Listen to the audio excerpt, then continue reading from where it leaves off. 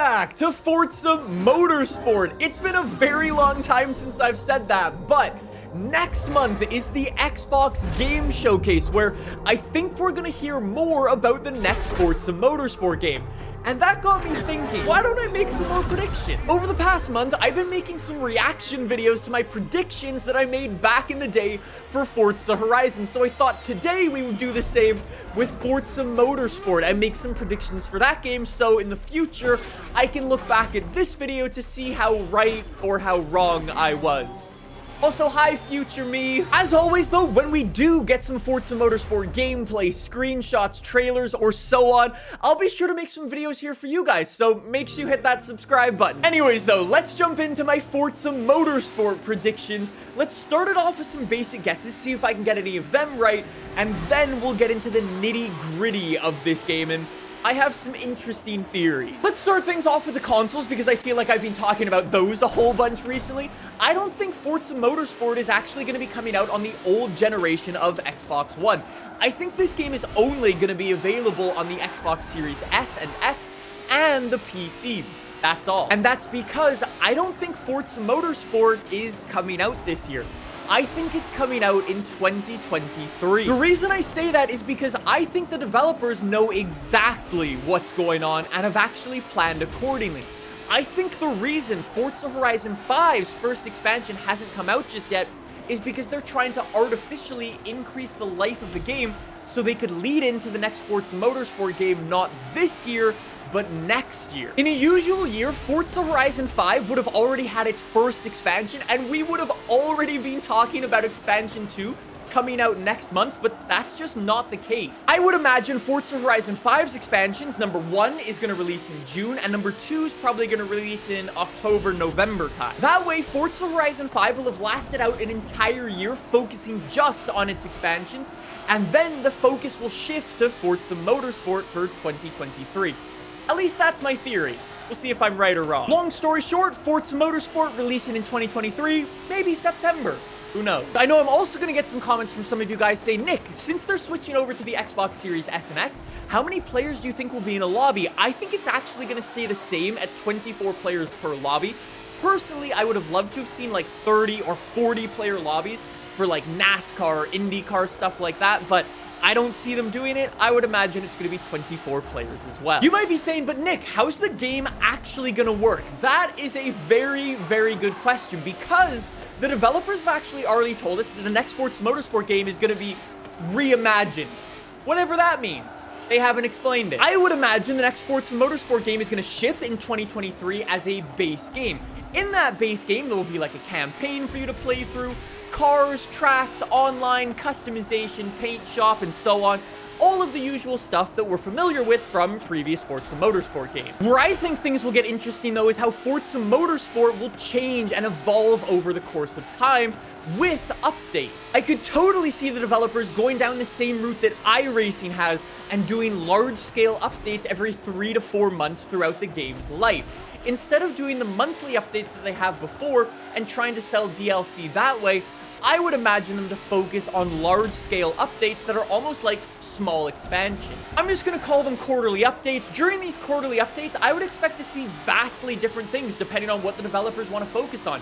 Whether it be all new content to the game that they want to charge for DLC, whether that be like new cars, new tracks, maybe even new disciplines. I totally wouldn't be surprised to see things like rally or dirt racing come to Forza Motorsport in an update like this. I could totally see the developers leveraging some of their in-real-life relationships with some brands like IMSA, for example, and maybe tossing in like the 2023 grid of cars into the game and all of the circuits that they drive on, and then charging an amount of money for that. I could also see the developers using these updates for things behind the scenes, whether that be new physics models, new tire models, new like aerodynamic models, or even focusing some updates on like esports and adding in like tournament modes and things like that to the game. Long story short, I almost imagine a mix of Gran Turismo and iRacing for the way the updates for Forza Motorsport are gonna feel over the life of the game. We'll have to see though. I don't know if that's right though. It's a big change. Forza's never done it before, but we'll see. At the end of the day, though, Forza Motorsport is a car game, so I thought we would do one of my favorite things and call out some cars specifically.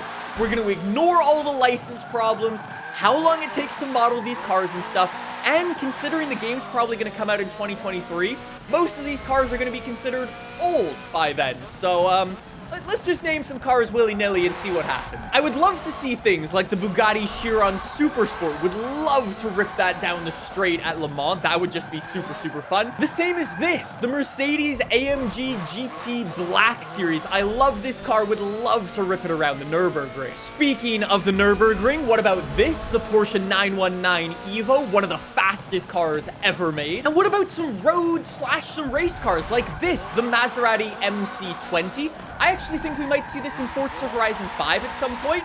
Who knows? This would also be a lot of fun. The Lamborghini Huracan STO is a proper race car.